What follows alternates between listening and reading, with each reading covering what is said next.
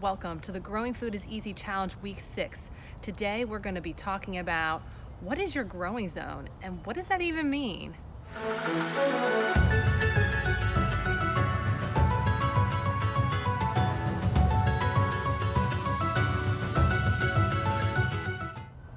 Hi, I'm Jacqueline, the Wild Floridian, and today is Week 6 for the Growing Food is Easy Challenge.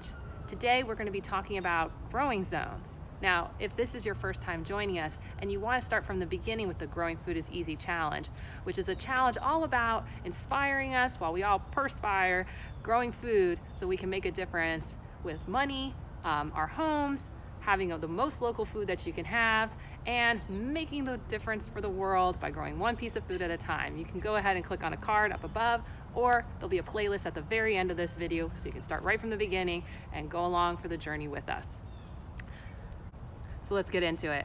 So plant hardiness zones, growing zones, or specifically the USDA plant hardiness zones, that's right, it's put out by the United States Department of Agriculture, is really specifically about helping growers and gardeners decide what is the best plants that thrive in their area. Now, this is only based on minimum temperatures. It doesn't take into account things like soil, precipitation, humidity, general factors for climates at all. It is just based on minimum temperatures, and not just any minimum temperatures data gathered from 1976 to 2005. And why that's important is that we all know that generally minimum temperatures are up across most counties and states across the United States. Now, the United States has 11 different growing zones when you go from Alaska to Hawaii across the continental US. Specifically, Florida goes from zones 8A down to 11A, with sometimes some things showing up as 11B or zone 12. But again, that goes back to the varying changes of minimum temperatures. So let's talk about our USDA zones. And I'm gonna put a link down below to the official USDA website so that no matter where you live, whether it's in Florida or out, or you can look for your specific growing zone. Let's talk a little bit about our growing zones, which let's start with 8A, which is at the very tippy top in the last western part, and it barely gets into the state.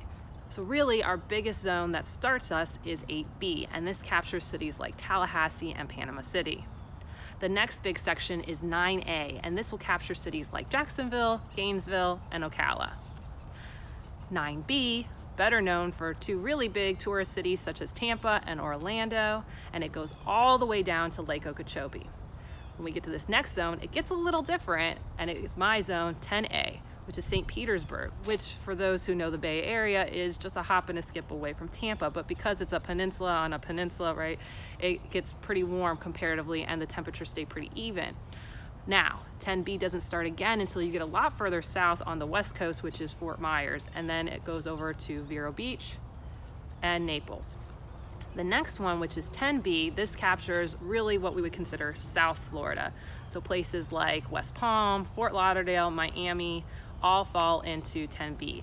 And then when we get to 11A, you're really talking about the Keys.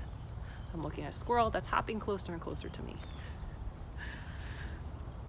Now again, remember that these zones really have to do with average minimum temperature. And I point this out because as you look around the USDA agriculture map, you'll find that other places, remember we were talking about 9B, which is like Tampa and Orlando. If you look across the country, other places that are 9B, like Phoenix, Arizona, not the same. So when I said it really has to do with minimum temperatures and no other climate factors, you do need to take that account. A plant that's going to succeed in Phoenix, Arizona without a lot of intervention versus Orlando is not going to be the same type of plant. Now, you can always do a lot of intervention using a lot of resources, but that's not really what we want to advocate here. Okay, so before we go and check in on where I'm at in progress with my Growing Food is Easy Challenge and with you guys, don't forget to like, subscribe, and ring that bell for notifications so that you know every week when this video comes out on Tuesdays or our other topics on Friday. And you'll find out more about wildlife, weather, and habitats from your backyard to the theme parks. Okay, so let's go in and check in. So for me, 250 pounds, still staying flat, but that's okay because as we've talked about last week with waiting and the week before with dealing with the cold weather temperatures, I'm starting to get seeds in the ground, but I'm paying attention to ones that I already have in the ground. And if you remember my Growing Food is Easy video, that is growing onions is easy, maybe the cards will be over here, We talked about onions bolting, and I've got 3 onions bolting, and so I'm really excited about that because I want to let them go in flower so I can go get more seeds. So that's one of my keeping my eyes on food for this week.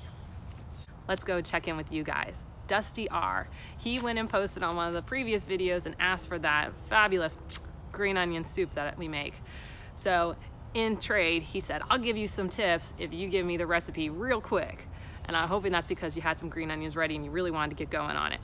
But he already gave us the tips even before I gave him the recipe. So thank you, Dusty R, for these tips. And if you're interested in that recipe video, it will be coming out later this year. But if you do and you can't wait, just like Dusty R, you're more than welcome to go check out on Facebook, Wild Floridian. I post pictures there sometimes, plus I also post the videos, plus articles on topics that are relevant for the ecosystems and environment of Florida. So feel free to go check that out. But I did post a picture. It is my handwritten recipe. I write in cursive, so I'm sorry if it's hard to read. But here are some of the things Dusty R suggested. He suggested for lots of pounds, and I love that he was going for the pounds. He was suggesting 1, snake beans. 2, he said zucchinis.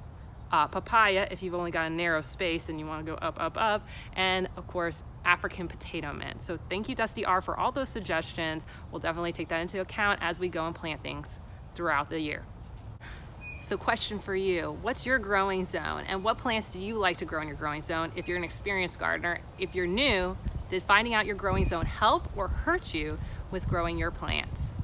If you're ready to continue with this journey or just along for a ride, remember, growing food is easy. Go and share this message with others so that we can all go and change the world by growing a little bit of our own food in our backyard, front yard, or side yard. I'll see you next week. We're going to be covering more about how climate impacts what you grow in your front yard, backyard, side yard garden, right here on Growing Food is Easy Challenge. Bye.